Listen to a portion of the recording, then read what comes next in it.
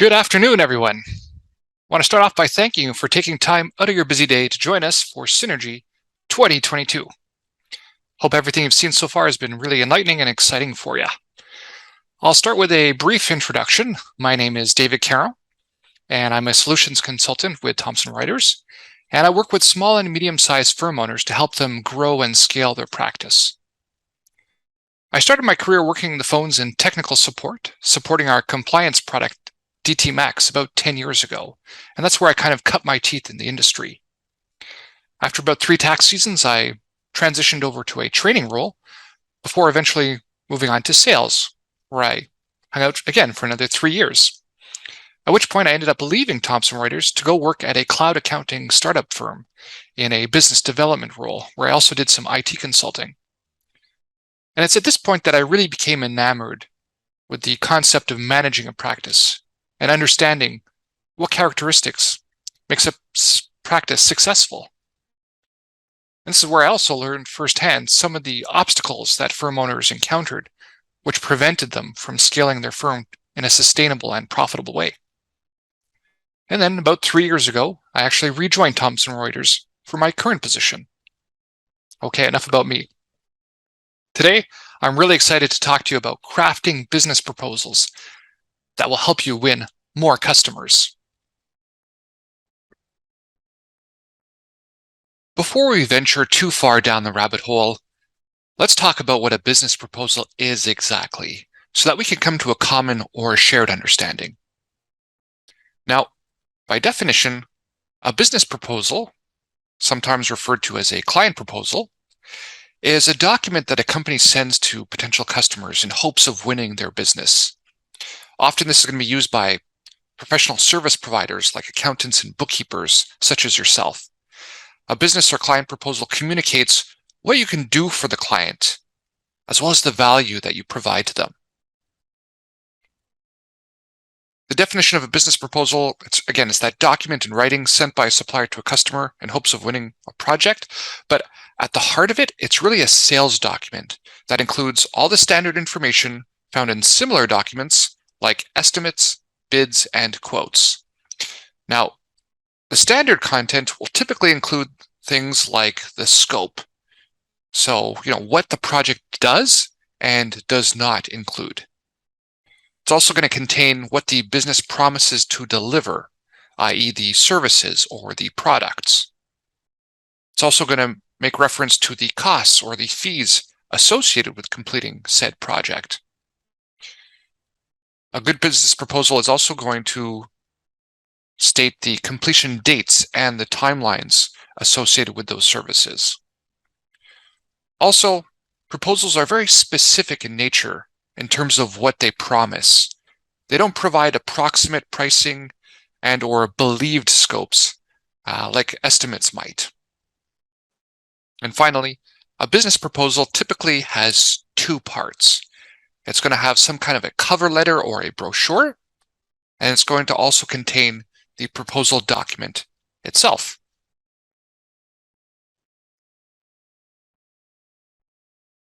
Now, at this point, we should have a pretty keen sense of what a business proposal is. At this point, I'm going to take an opportunity to show you what a good business proposal might look like. So for this particular example, I created a mock business proposal, and I actually used a sales automation tool called Ignition, which Thomson Reuters has partnered with. And what's really cool about Ignition is you can easily and quickly create business proposals in just a few mouse clicks. And it's going to also automate the payments for you as well.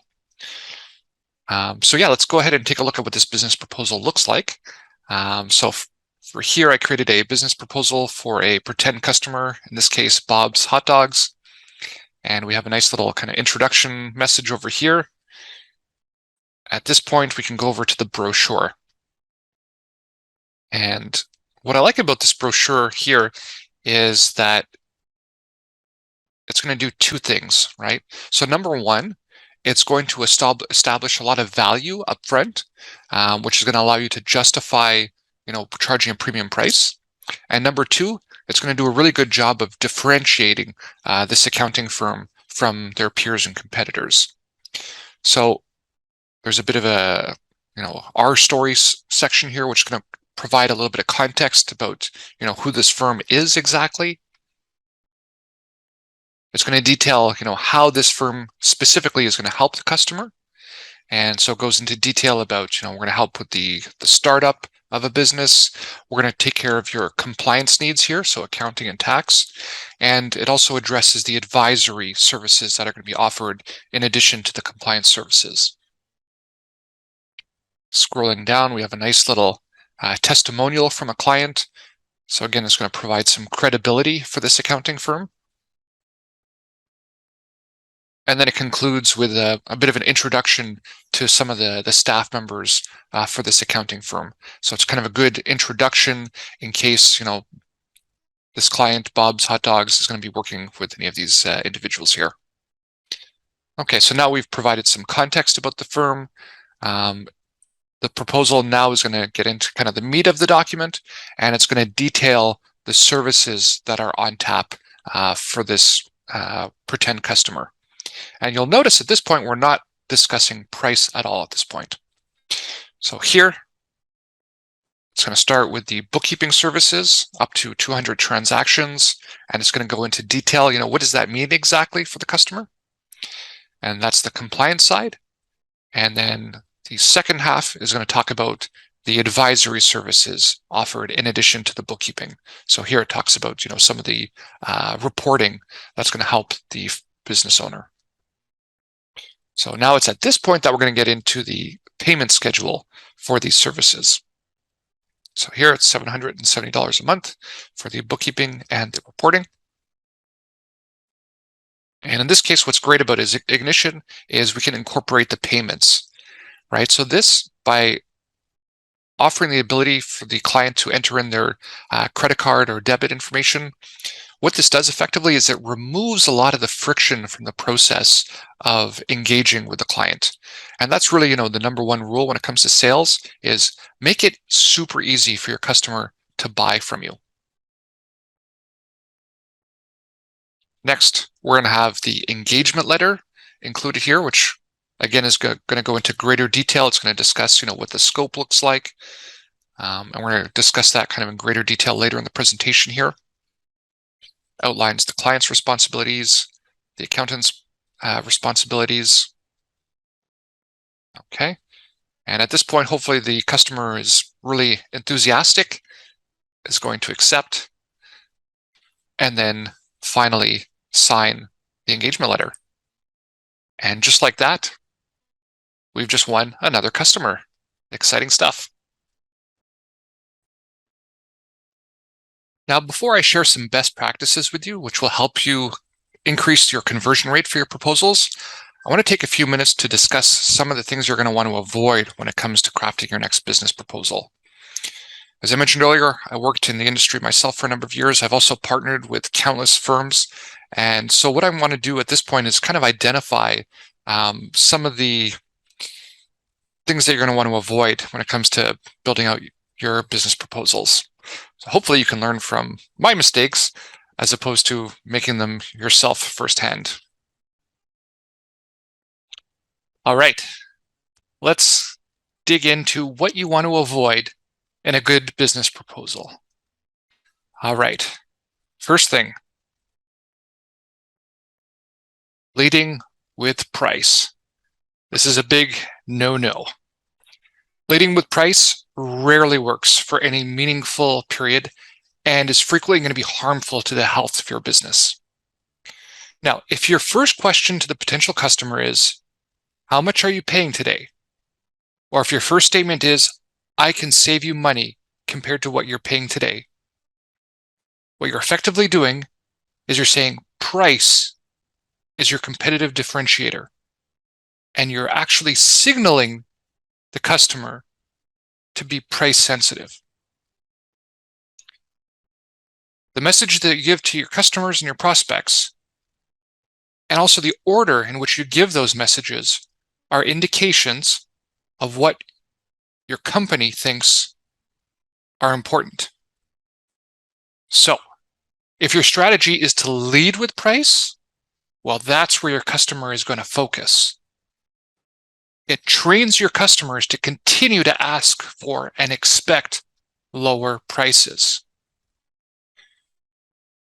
If you're successful in convincing a prospect who is happy with their current provider to switch solely based on price, how loyal do you think that customer will be? Probably not so loyal. In other words, if you win them on price, you're going to lose them on price as soon as somebody else offers a lower price than you're currently offering. You're effectively commoditizing your services. So I would warn you, be very cautious about the dangers of leading with price. Leading with lower prices in a B2B market generally does not stimulate overall demand and is therefore an attempt to take market share with price. Your competitors are not going to let that share go without a fight. You'll train them to lower their prices. It's going to effectively become a race to the bottom. Your customers, again, they're going to be trained to ask for lower and lower prices and let competitors battle each other for that lowest price, not where you want to be. With all the noise around price, you're going to lose the chance to tell your value story and explain why you are better. Just don't see much upside in any of that. A value-based pricing strategy is going to be far more profitable.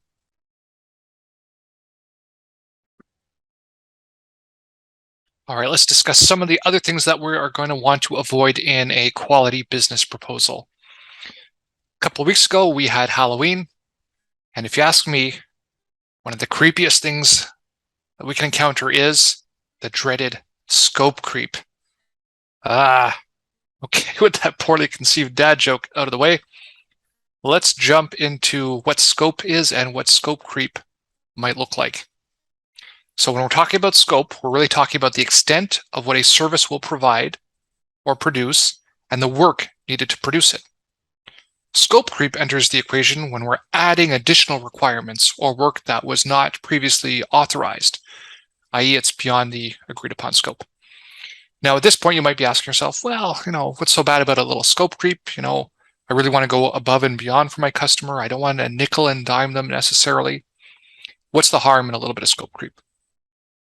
Well, by working on unapproved services, your team's devoting time to these unauthorized changes. And the work to incorporate these changes usually be done within the original time and budget estimates, leaving less time for the approved parts of the scope. That could mean approved features don't get completed, and the end service is not what was charted. Or, alternatively, it can mean that time and cost overruns to finish authorized parts of the scope will occur. So let's kind of break down what could cause scope creep. Well, maybe you only sent out or communicated a verbal proposal, and I've seen a few customers do this. This will come back to bite you, not if, but when. Maybe you're just sending out a proposal that lacks clarity and depth, or it's just a quick, short email, again, with very little detail. These are usually the culprits for scope creep. Now, as a result, you're going to have these poorly defined initial requirements. You're going to be faced with customers that might be trying to get extra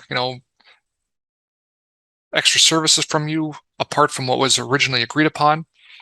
Or it's quite possible that, hey, maybe your customer, you're doing such an awesome job as the accountant, your customer is now growing. That's terrific. But this is something else that, poorly defined business proposals can lead to. And so that's why it's actually always a good idea to kind of reevaluate or re-engage with your customers on an annual basis.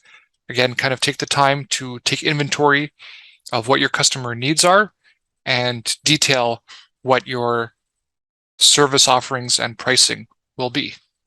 So again, we want to avoid the dreaded scope creep. Finally, the last thing you're going to want to make sure you avoid in crafting your business proposals is neglecting to mention the value or the benefits associated with working with your accounting firm. Now let's imagine you're an accounting firm and you send off a proposal, and in that proposal you'll say, I'm going to do your taxes, your bookkeeping, and it's going to cost X amount of dollars per month. So your client's going to receive that, and they're going to ask, well, okay, you're going to take care of my compliance needs, and it's going to cost this much a month. How is that any different from any other accounting firm? That's why it's so important to add the value proposition or the benefits so that you can differentiate yourself from your peers. So don't just say, I'm going to do your taxes, it's going to cost this much. Include the value or the benefits. Tell them, yes, I'm going to do your compliance services, but I'm also going to provide advisory services on top of it. I'm going to provide you with monthly reporting, and I'm going to be proactive with you so that you're not paying too much taxes and you're going to have money to invest in your business. And those reports, well, they're going to empower you to make data-driven decisions to help you grow your business. So again, don't just hit them with service and fees. Take the time to articulate your value proposition. Okay, so now that we've covered some of the things that you want to try and avoid when it comes to crafting your business proposal, let's share some best practices, some things that you really should incorporate when it comes to creating that next business proposal in the hopes of winning some awesome new clients. One of the things that we're going to want to do is make sure that your business proposal is aesthetically pleasing. Believe it or not, it's really important, right? If you just send that email with a wall of text, that's really not going to capture anybody's attention or imagination. Humans are visual creatures by nature, and you really only have one shot of making an impactful first impression. So what we would recommend here in this case is to invest in a little bit of marketing collateral. It doesn't have to be anything, too fancy. You don't have to be, the next great director. But whether it's a PowerPoint presentation or a brochure, that's something that could really move the needle when it comes to increasing your conversion rate. Probably the most impactful form of media is actually going to be a video. Now, a video, it could be just, a one-on-one video of you, addressing your prospect, or you can have something a little bit more general. Actually, what I'll do is I'll show you a video that I did for the firm that I was working at previously. And this is something that we sent off to all of our prospects. We put on our website and our social medias, and I'll give you a quick preview of what that kind of looks like.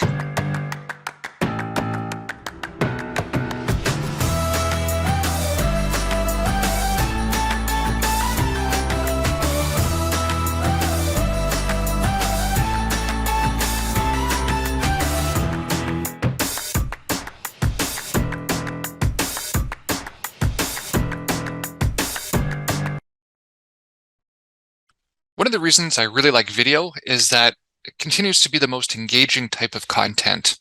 So it's not only a useful tool when it comes to helping potential clients learn about your services in a digestible way, but it's also an opportunity to visually showcase the personality of your brand.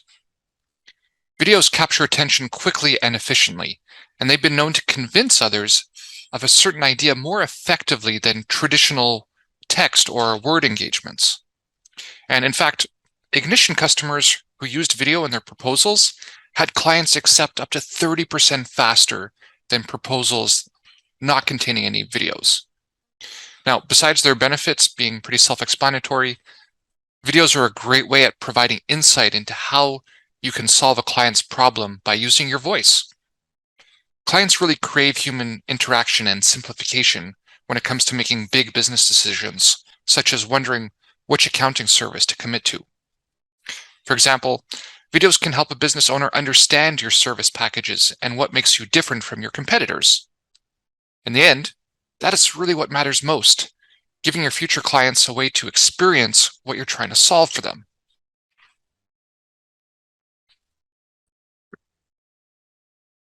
Now, the other thing you're going to want to do throughout your presentation and the business proposal is to make sure that you take the opportunity to present yourself. Whether you did this in a video, a brochure, or a PowerPoint, you should take the time to present your firm. Take the opportunity to tell your prospect the reasons why your other clients love working with you. Now, if you have a particular niche, let's say you focus on a specific industry, express why that's going to be impactful for your client. Don't just say, listen, I'm going to take care of your compliance needs for you. Instead, tell them, hey, listen, you know what? At our firm, we won't just do your taxes, but we offer proactive advisory services to help you realize your business goals. Another example, tell them that, at our firm, we specialize in startups and we're sensitive to your unique needs. We can help you get started off on the right foot. You're also going to want to make sure that you present value in your proposal. Take the time to explain the value you bring to the table when clients work with you. Example, let's say you provide advisory services on top of your compliance work. And as a sidebar, you definitely should be doing that. Explain that impact that it offers to your customers. Draw that through line. So make sure that you sell them the benefits and not just the features. Instead of telling them that you'll just do their taxes, explain that by taking that proactive advisory approach, you'll work with them to offer tax-efficient strategies so that they'll have more money to invest in their business. I think Apple did a really good job of that, right? Not just selling the features, it's an MP3 player. They did a good job of selling the value, right? It's 1,000 songs in your pocket. And that, if you're able to maximize the amount of value that you articulate, that's going to help you justify that premium price that you can charge to your clients.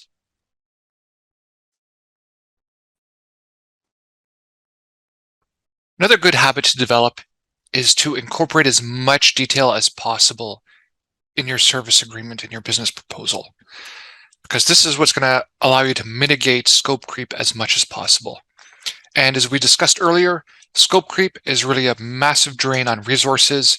It's going to lead to frustrations for both you and for your client. A detailed proposal should establish what is included and, just importantly, what is not included. And when your clients grow and their needs evolve, terrific, that's great. Now it's time to send out an updated business proposal. This is what we want to try and avoid, right? We've all experienced that situation. Client calls up, hey, I got a quick question for you. Won't take more than a second. Is it going to be better for me to take a salary or a dividend? Ideally, you want to be able to offer some phone support and charge for that service, and that should be detailed in your business proposal. So be sure to establish expectations in your business proposal. Detail your responsibilities and your client's responsibilities, and be sure to include the quantity of how much work you're doing, as this is going to help you justify your price. So break down exactly what you're going to be doing for that client, noting, for example, the exact number of bank reconciliations, vendor payments, payroll checks, tax returns, etc. And let the numbers, not you, do the talking. And when you really reflect the true scope of what you do, it's always going to be easier to name your price and get paid for what you're worth. It's also going to be important to include a timeline as part of your business proposal.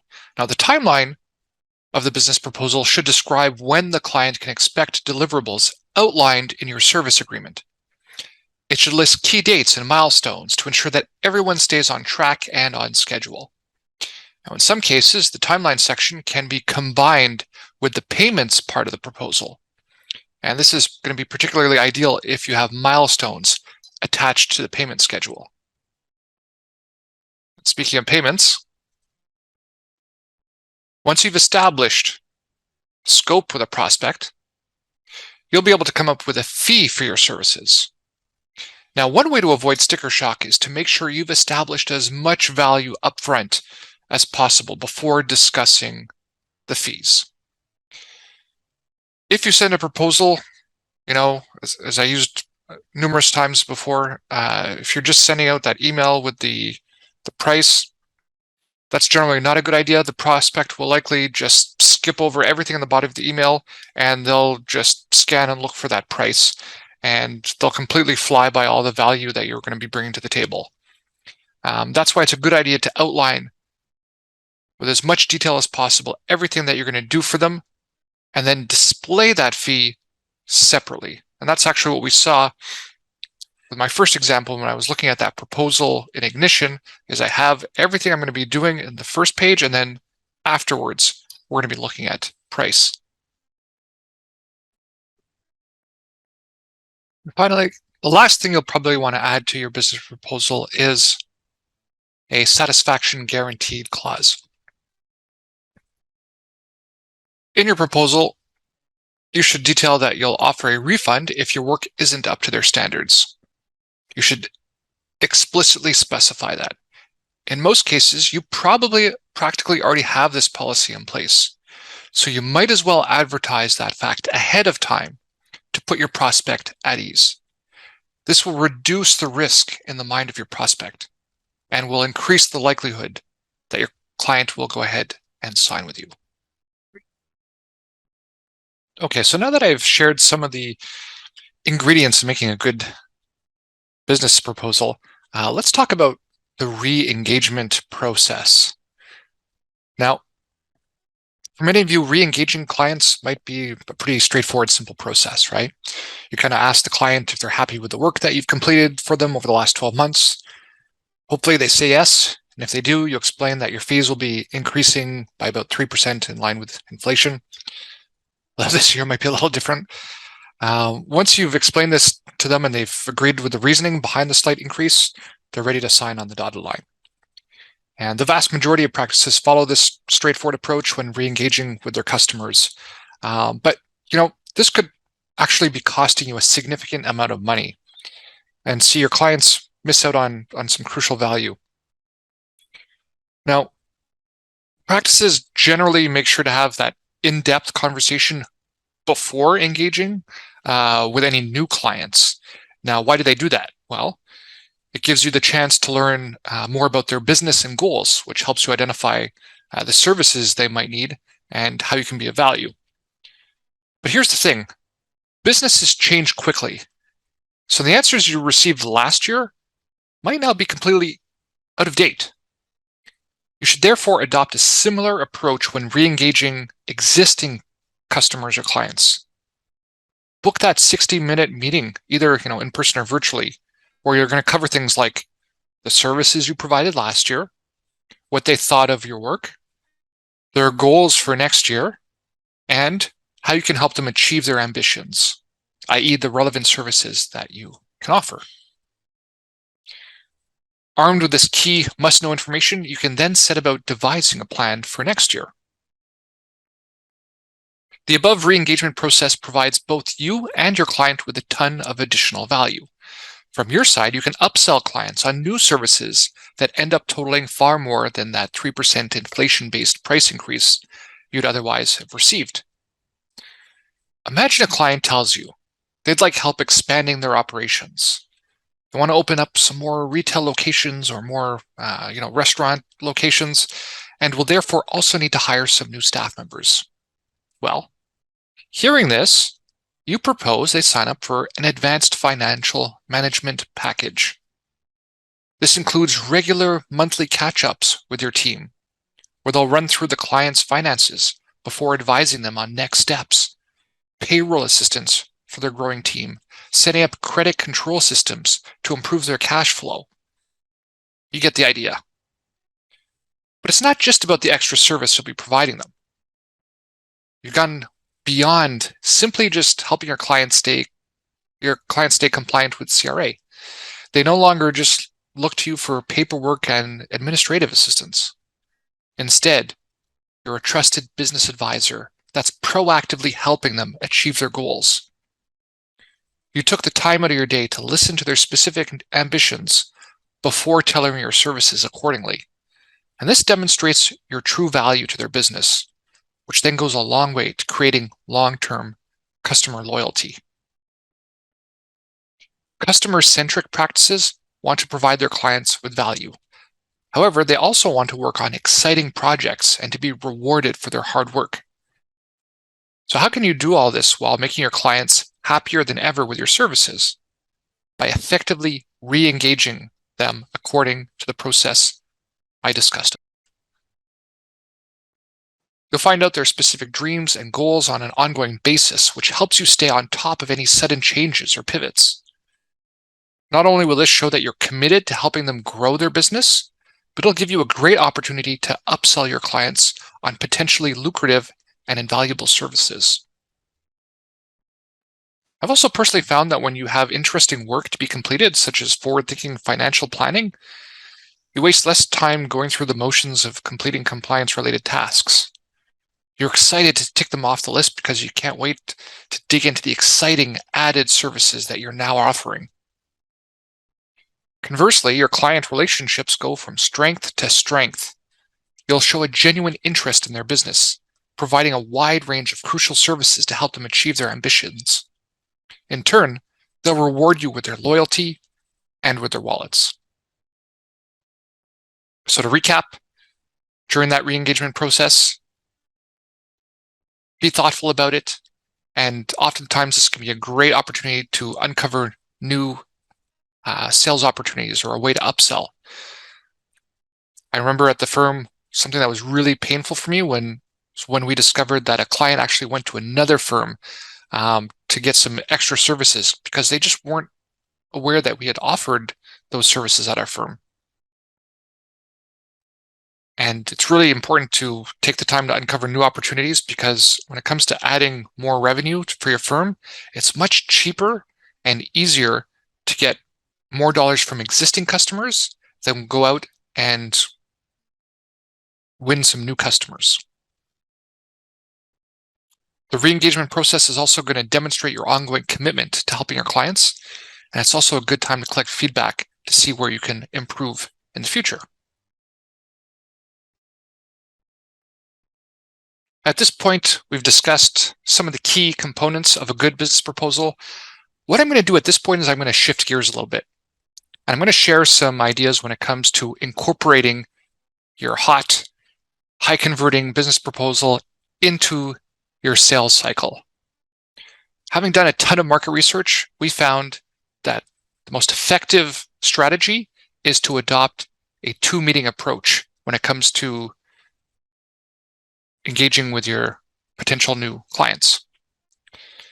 Now, before we jump into that first meeting, we're going to want to make sure that we come prepared. And so prior to that first meeting, we're going to want to make sure to, one, gather information from the prospect. So we're going to do a little bit of detective work. And we're also going to want to come equipped with a firm presentation. So this could be in a verbal presentation, although it's nice to have kind of a bit of a visual element. It could be a brochure. In this case, I'm going to show you a PowerPoint presentation template that I created. And then finally, you're going to want to make sure that before you schedule that first meeting, that you have all the key stakeholders involved and present at that meeting. All right, so when it comes to gathering information, what I did at the firm that I was at is I created a checklist. And I think it's always a good idea to kind of standardize your processes at your firm as much as possible, including your sales process. So what I got here is essentially a prospect questionnaire. And you're going to gather all the information that you need before heading into that meeting. You're going to want to get things like, demographic information. But what's really important here is the discovery questions. So you're going to want to find out, well, what does this business do? And why are you looking for a new CPA? And try and get as many specifics as you can here. Sometimes, in my experience, clients are a little bit shy when it comes to this, or they'll just say price. But again, I would encourage you to dig deeper because oftentimes they're not necessarily finding that the price is too high. Rather, they're just not getting enough value in exchange for that price. And then you want to ask them, what is the top problem or issue you think you need help with? I also like to sort of do a bit of a temperature gauge and see how comfortable they are when it comes to their tax knowledge. And then I also give them a bit of a prospect meeting data to gather kind of a reminder. So these are kind of the documents that I would like the client to bring. Okay, so that should cover, everything you need when it comes to information gathering. The other thing I discussed was have that firm introduction presentation prepared. So I also have a template here available. I'm going to show you what this looks like. Again, what you decide to include may differ from what we're seeing here, but this is what I thought would be kind of important and interesting to showcase. So we have the firm here, and right away we're kind of going into how we're different. How do we differentiate ourselves from our competitors and our peers? How do we position ourselves in the market? And so we talk a little bit of our our why, why we do what we do, and then we jump into how we can help our client, and we talk about helping our clients become tax efficient and assisting and being a trusted advisor to help them execute on their strategies. And we take an extra step and talk about we're not just a commodity. Again, your core values may look a little bit different, but that's okay. And here I go into the specifics about advisory services versus maintenance services. Again, taking the opportunity to sort of educate the client a little bit and position yourself as that industry leader. We talk about the types of clients that we work best with. We talk about the roadmap of how we roll out our services and how we engage with our customers. And then we open the door for the client to talk about their own specific needs. And we give them some sort of starter conversations at this part of the presentation as well. Okay.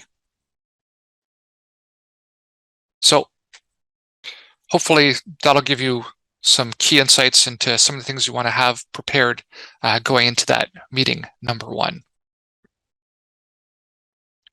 Meeting number one will typically take about an hour. During the first 15 minutes of the presentation or meeting, use the firm introduction presentation and explain to the client who you are. Detail your why. Tell your story. Why are you different? And explain the way the firm engages, your firm engages with customers. At this point, we don't want to be talking about price. This can be discussed during the follow-up meeting. It's really crucial, especially during that first 15 minutes, that you take command of the meeting. The last thing you want is to have the client go off on a tangent or start quizzing you and asking you questions about a particular tax question. You don't want to be in a position where you're caught off guard and now you're giving away, free advice. Again, make sure to take command of the meeting. In the second 15 minutes, ask the prospect to relate their story and take note of the pain points as well as their goals. Remember, do not let the conversation sway towards compliance services at this point. Ask questions like, tell me about your problems. Tell me about your prior accounting experience. What worked well?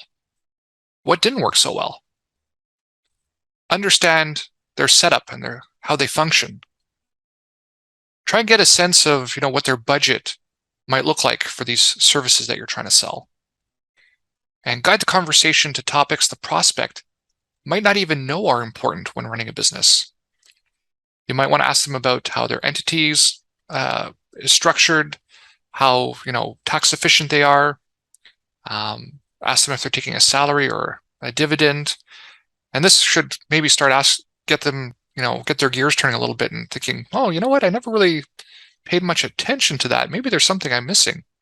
And this is how you can kind of position yourself as an expert. In the third 15 minutes, discuss the tools that you have in your arsenal to help the customer. You can kind of tease a little bit of a battle plan or a game plan that'll give them some hope. Demonstrate that you have some tricks up your sleeve that's going to help them increase the performance of their business. And then finally, the last 15 minutes, do a bit of a summary, a bit of a wrap up, and invite them back for meeting number two. And it's during meeting number two that you're going to discuss in detail the strategy that the firm will create for them. You're going to show them the value that plan will bring, and you're also going to discuss the fees and investment associated with implementing said plan and strategy. Now, hopefully meeting number one went really well. You've developed a good rapport with your prospect, and they're super enthusiastic about the idea of working with your firm. Before we jump to meeting number two, you're going to want to do a little bit of prep work for that second meeting. So first, you're going to make sure that you receive the necessary documents to develop your game plan for your prospect. You're also going to want to take some time to consider what kind of advisory opportunities might be on the table that you can sell to your customer. And when I talk about advisory services, these are really just the layer of expertise that sits on top of your compliance services. When I talk about compliance services, again, we're thinking about bookkeeping and tax preparation, that sort of work. The advisory services, think of cash flow forecasting or entity and structure planning, that sort of thing. You're also going to want to review the prospect's current compliance information so you can determine what the proposed compliance and advisory services are going to look like. And then finally, you're going to want to take some time to consider what the fees or the pricing structure is going to look like for said services. Once that's done, you're now ready for that crucial meeting number two. At this point, we're at the home stretch. We're ready for that crucial meeting number two. So here's what we're going to want to do during that so important second meeting. We're going to start by recapping your why and the way that the firm engages with customers. This is going to be especially important if new stakeholders have been incorporated for the second meeting. You're also going to recap the pain points and the goals identified from that first meeting. You're going to introduce your plan by presenting value in your proposed strategy. And you're also going to make sure to highlight the savings that the company would benefit from, both tax savings and time savings. The better you can do this, the more you're going to be able to convince your client that they're going to enjoy a positive return on investment when it comes to working with you. Okay. At this point, we're going to incorporate our proposals. And as I mentioned earlier, it's good to sort of segregate these proposals, have one for compliance and also have one for advisory. Take the time, sit down, and go over these proposals with them. Earlier, we saw I created a proposal in Ignition, that sales automation tool. If you don't have that kind of tool at your disposal, you can also just make one in Word. And that's what I did here. And so we can start off with the advisory proposal, and you're going to go into great lengths of discussing what the scope is, and in addition to the advisory services you're going to offer. And you're also going to go into detail of the pricing. Once that's done, we're going to do the exact same thing for the maintenance or the compliance services. Discuss the scope, exactly what services you're providing, detail the fees, and if everything goes according to plan, at this point you've discussed the proposal, the benefits, the pricing. If the client, or rather if the prospect wants to sign the proposal right away, amazing, that's fantastic. If not, let them take the proposal back home with them and then set a follow-up date to sort of see where they're at. That's all the time I have for today. I want to sincerely thank you for taking time out of your busy day to join us here at Synergy 2022. I really hope that you picked up a few best practices for you to take home to your firm and implement. Because at the end of the day, qualified leads are a precious resource that don't grow on trees, and they're critical for helping you grow your firm. That's why it's so important for you to do everything you can to increase the odds of converting these resources into lifelong satisfied customers. I hope that you enjoyed what you've seen so far today and are excited for other amazing content that we have on tap today. Again, my name is David Carroll. Thank you so much. I look forward to many productive conversations in the future about helping you grow your firm. Take care and all the best.